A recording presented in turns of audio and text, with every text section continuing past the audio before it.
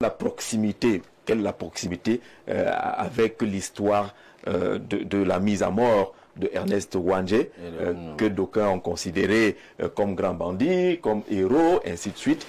Est-ce que vous étiez proche d'Ernest Ouandjé? Est-ce que vous pouvez nous dire exactement ce qu'on devrait retenir de celui-là? Quand quelqu'un dit que Ernest Ouandjé était bandit, moi il dit qu'il faut l'excuser parce que c'est des petits politiques. D'accord. Vous restituez dans l'histoire. Ils ne connaissent même pas le Cameroun. Mais quand je suis là, ils doivent prendre les plumes. C'est ce qu'on va faire, hein. On va tous prendre les notes. Il faut qu'ils prennent les plumes pour comprendre ce qui s'est passé. Oui. Quand tu dis que Ernest Ouandjé est bandit, ça voudrait dire que tu dis qu'Aïdjo est bandit.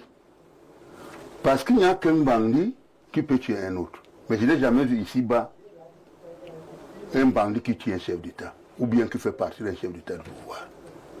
C'est Ouandjé qui a fait partir Aïdjo du pouvoir. Comment ça? Ah, voilà. C'est ça qu'on ne dit pas aux Camerounais. Comment ça? Oui. Dites-le nous. Monseigneur Ndogmo dit à Aïdjo, je t'apporte Ouandjé, puisque tu cherches Ouandjé. Ils se font des amis. Maintenant, Ndogmo mijote encore un autre plan. B. Il faut assassiner Aïdjo. Voilà. Mais c'est même pour ça qu'il faut que le Cameroun apprenne son histoire. Ah oui. Alors, Ndogmo dit à Aïdjo, oui, Ouandjé, mais il faut venir aussi au sacre de mes prêtres, qui veut sacrer en Colossone. Il s'en va prendre Ouandjé, il lui dit, je vais te faire exfiltrer. Il le laisse dans une cafetière en Banga. Il revient à Yaoundé pour le sacre des prêtres, sachant qu'on va abattre Aïdjo, parce que ça c'est l'assassinat. Il ne pouvait même pas faire un coup d'État. Parce que même s'il tuait Aïdjo, il ne pouvait pas prendre le pouvoir. Il va prendre le pouvoir, oui. Mais lui, son problème, c'était ça. Arrivé donc à Yaoundé, le grand frère Limier Pondi est au courant de la situation. Les réunions se passent à Douala, à l'hôtel des Palmiers, chez le vieux Takala. Le jour du sacre, Pondi dit à Aïdjo, non, tu ne peux pas bouger. C'est mauvais là-bas. Il descend lui-même avec ses braves garçons. Il trouve qu'on a déjà fait tout ce qu'il faut. Bon, on attend seulement que le président arrive pour qu'on commence les bénédictions. Il commence à fouiller les prêtres. Les tables Gabriel, les pour le courant, enfin, ils avaient les noms là. Les Njaseb Mathieu, etc. On les trouve avec des armes, armés prêts à tirer. On le prend, on prend donc les autres, c'est-à-dire les Takala et autres et tout. Tout à fait. On le prend. Entre-temps, en Banga, Ouandjé qui lui est quelque part n'est plus ravitaillé. Il voudrait chercher quelque chose à manger, il s'en va chercher le champ de manioc pour prendre quelques tubercules. Il trouve une femme. La femme lui dit, mais vous sortez d'où? Il lui dit, non, j'ai besoin, j'ai faim, j'ai besoin. La femme retourne au village, elle prend la nourriture et vient servir à Ouandjé. Elle retourne au village pour dire à son mari qu'il y a quelqu'un là-bas. Je ne sais pas c'est qui. Son mari arrive donc avec elle, lui reconnaît Ouandjé. Il l'amène au village, on le conduit à la gendarmerie. Pendant ce temps, Ndogmo est arrêté avec ces gens. Le procès s'ouvre, les enquêtes et tout. Mitterrand part de France, avocat international. Il affrète un avion de transport ou un avion. Il arrive à Yaoundé, Aïdjo lui dit, tu n'atterris pas. François Mitterrand? Oui. Avocat? Avocat international. Le président français, non. Puis c'était un socialiste, on était sûr que les socialistes pour arriver au pouvoir en France, ça va beaucoup déranger. Il arrive à Yaoundé, Aïdjo lui dit, tu n'atterris pas. Retourne là où tu viens.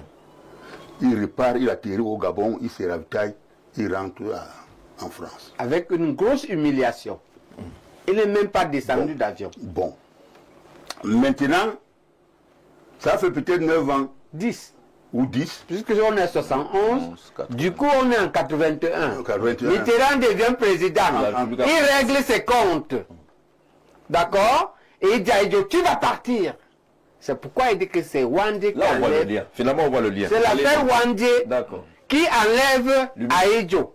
Aïdjo entre au pouvoir, perd le pouvoir parce qu'il a humilié Mitterrand dans le procès de Wandé. Wandé. On en déduit que c'est Wandé qui a enlevé Aïdjo au pouvoir. D'accord, on voit Alors, le lien. alors dès qu'Aïdjo arrive en France au pouvoir, le tout premier seul à être appelé à l'Élysée, c'est Aïdjo.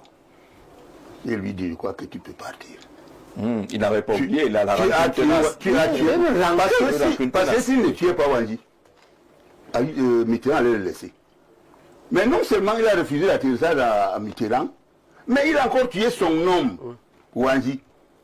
J'ai dit ça parce que On a limite d'aller se brosser au Cameroun.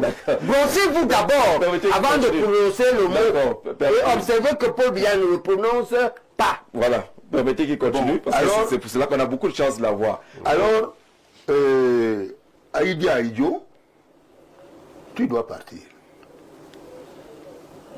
Aïdjo comprend qu'il est fini. Il tourne le dos. Et il met sur son dos le club de la presse du tiers-monde. C'était dirigé par Hervé Bourges, qui arrive ici à Yaoundé.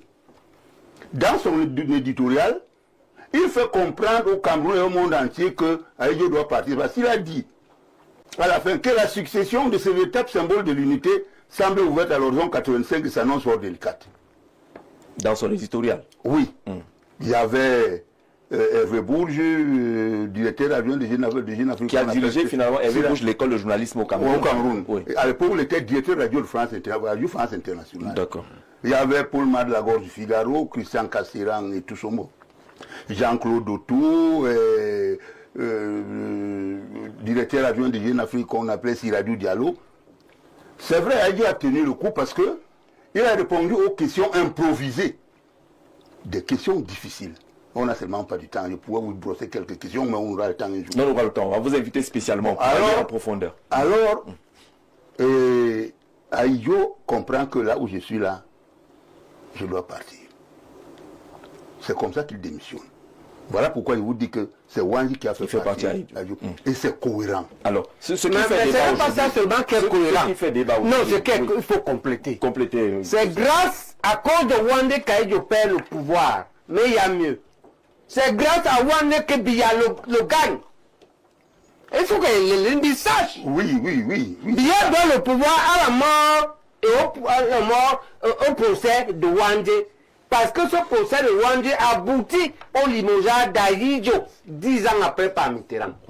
Comme il a fait ça à Mitterrand, Mitterrand l'élimine. Et comme Mitterrand élimine Aïdjo, il relève Biya. Oui, c'est... D'où est-ce que tu peux venir parler d'un type comme ça? D'accord, Je voulais d'accord. dire donc Ce qui fait que- problème. C'est que tu es maudit, tu cherches ta mort. Oui, professeur, ce qui fait problème.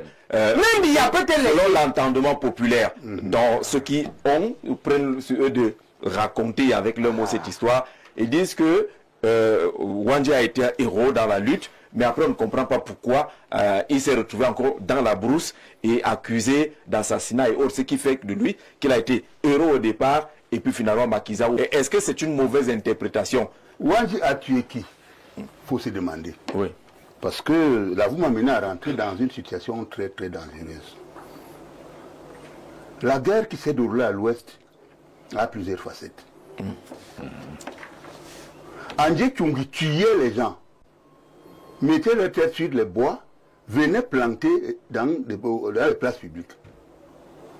Alors je préfère qu'on reste sur Wandji. Non, on ne peut pas rester sur Wandé. Dit que Wandé a tué et on laisse celui qui tuait. Est-ce que Et mettons sur une fourche pour venir planter au marché. D'accord. Est-ce que D'accord? Parce que celui-là a deux choses.